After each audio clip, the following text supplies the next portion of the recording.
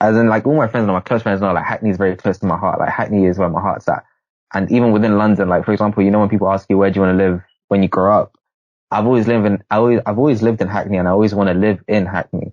So, for example, even within London, I'm very localized to my region. And I think I'm so attached to London. I think it's probably a bad thing, and I probably should just escape the city and probably explore just different areas within England. Because for me, it's always been, if I'm not in London, I'm somewhere else outside of the UK. It's very London centric, and I know it's going to like just piss people off that don't like London or that are from other cities outside of London. So I apologize. I'm not saying like, for example, London's a better city than the other cities in the UK. I think they are, but I'm not going to say that. Yeah, they undeniably are. Just in my opinion, it is based on the experience that I've had in other cities. But I think just for me, it's just, I just want to be in London. So I'm just going to go to UCL. And if I wasn't in London, I'd be abroad or I'd be somewhere else that isn't the UK. Man, I never realized you were such a patriot. I'm not a patriot. I'm not a patriot. It's just, I don't know. You just get attached to home, innit? Yeah, I know what you mean. For me, like, I would have loved to stay in London. Mm-hmm. The only reason why I didn't is because I'd have to live at home. Mm. I feel like part of, how do I say this without getting in trouble? I find I understand, like, the moving out experience is also a very sort of like unique experience as well. And it's sort of, it's a great learning curve. I think that's something I do regret though. Not regret, but just to have the experience of moving out. I know for me mentally, what I wanted to do was, like, for example, for me, if I wanted to move out, I wanted to move out permanently. I didn't want to be like a uni student that sort of moves out for uni and then when uni finishes, come back home.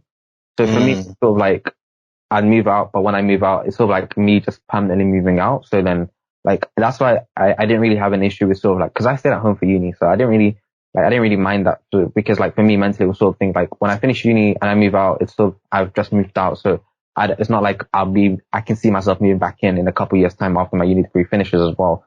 So I think that's what sort of like swayed me and sort of made me realize I didn't really care about living at home during uni because like I liked living at home anyways. It wasn't sort of a negative thing for me anyways. I think for certain people, they need to move out for uni and they sort of like, they need to get away from home. And I understand why some people would. I just think for me, that wasn't as applicable. Mm-hmm. That's a very interesting take because I know a lot of friends, including Brian, like when you do 3 years, 4 years at uni, you come home and it's like, I just want to get out. I feel like you kind of get used to that independence. I think. Yeah, that's interesting to hear you say that. I guess you never really had that shock of like, having to do it all. Exactly. Like for me, for example, if I went to Bristol and I moved out for 3 years and then I came back home, I would hate it here. I promise you, I guarantee I would hate it. And that would make me more likely to then want to move out in a year or two.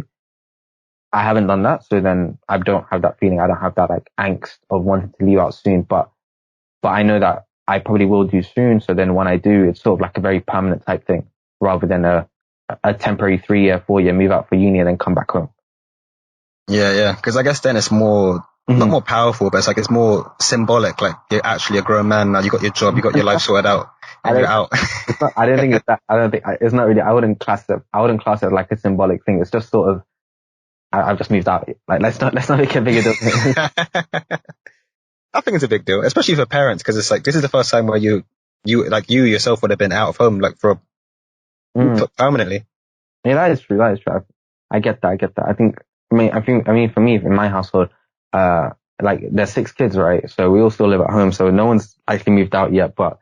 I think it's gonna be a funky feeling when one of us does.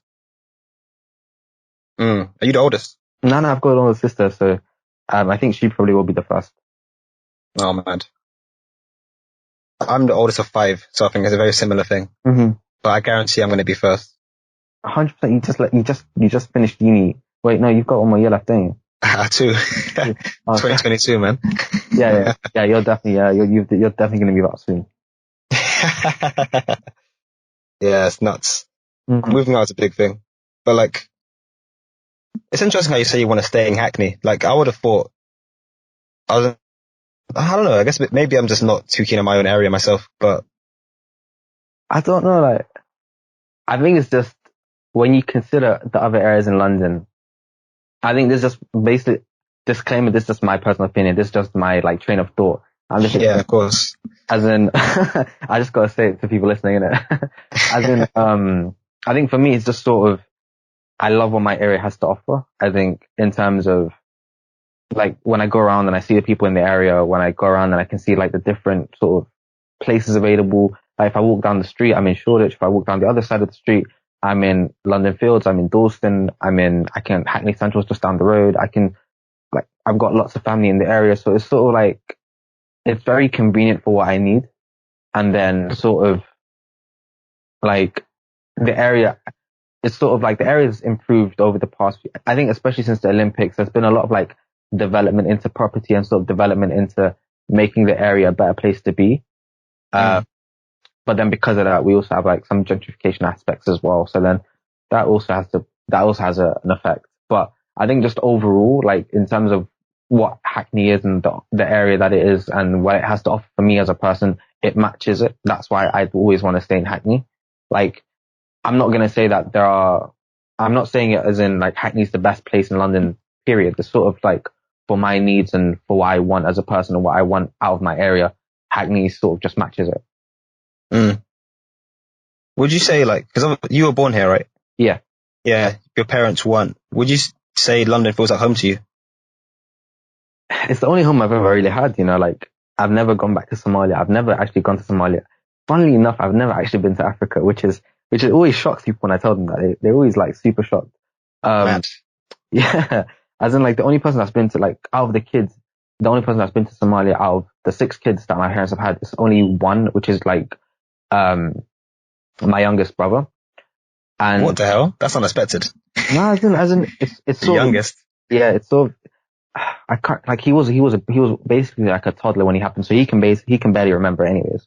So like none of us really remember what Somalia is like. None of us really know what it is like other than my parents. Like my dad goes back, I think once a year or once every 2 years now. But especially when we were growing up, you basically didn't want to like the unrest in the area, the sort of, the troubles in the region, like it wasn't really a safe place to be. Even now, sometimes you can sort of say it's not really holistically, it's not a safe place to be in certain areas. I think the region that I'm from, at times it's safe, at times it's not. Sometimes as in for me, just personally, it's tough because, so for me, when I was in year 8, so my uncle went to visit Somalia. So then, he went to visit and, he was on the top floor, like he was in the house and then he was on like the top floor and then like out of nowhere, out of the blue, someone just shot him. Fucking hell. Yeah. And, so someone shot him and yeah, so like on that day, on that night, none of us really knew what was going on. And like not even like, I don't know, like the bullet was silent. I don't know, like no one heard anything.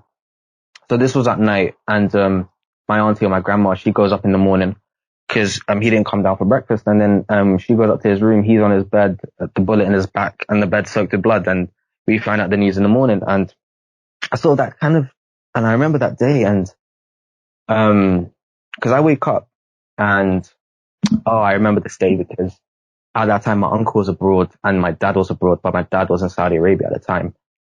And I remember my mom on the phone because she got the phone call. And immediately she gets the phone call. Like I remember the phone rings and I have like a heavy feeling. Like I feel something in my chest. I know that there's bad news coming. And like at the time, like I know my dad's abroad, right? And at the time I think something bad's happened to my dad. And I feel like something bad's happened to my dad. So then my mom picks up the phone and then she just starts screaming. Like she's screaming like manically, you can hear the shrills in her voice and we run. Like I was turning on the PS3 at the time because I was like, yeah, I'm going to mash some FIFA today. I'm going to back. Cause this was a weekend. This was a Saturday. This was like the last weekend of some holidays right before, school starts. And I was like, yeah, I'm going to mash this game. cause I remember at that time, FIFA was the only game I had on PS3. So that was the only game we played 24/7 throughout that summer. And I was like, what I used to do was I used to make like career mode games and like I'd join a team in like League 2 and I'd get them all the way up to the Premier League and sort of mash that. And I was sort of really getting into it. And I turn on the PS3 and then I just hear the voice from my mum and I'm just like, something's clicked, something's gone wrong. I run to my mum. We all run to mum. We all was like, what just happened then? And I find out my uncle died. And I was tough. And then obviously, like, that lives with you, right? And at the time, I remember I was thinking to myself, am I a bad person? Because at first I thought it was my dad. Something bad happened to my dad. And it wasn't.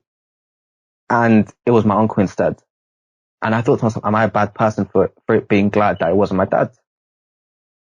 Does that make me a bad person? I remember I thought about that question for years as a person, because I didn't tell anyone about this, by the way. You're the first person I've told about this kind of thought I have had. And I'm doing it on a podcast, which makes it so weird. It's so weird. But I remember that question. I remember asking myself that question for years. Does that make me a bad person? When I heard the news about my uncle dying, and I was glad it wasn't my dad. And I wasn't, like, obviously, again, I was broken. I was shattered mentally all over the place. I was smoked. And I find out this news, and it kind of, like, at the time, like, it's just anything, like, it puts into your head, like, anything can happen at any time to anyone. And, like, Somalia is, like, it's a dangerous place. So that's one of the biggest reasons we've never gone back as a family. Obviously now the region's a lot better. The region's a lot more stable. So I can see myself going back maybe in a few years, maybe in 10 years. I would want to go back at one point, but just right now, it's tough.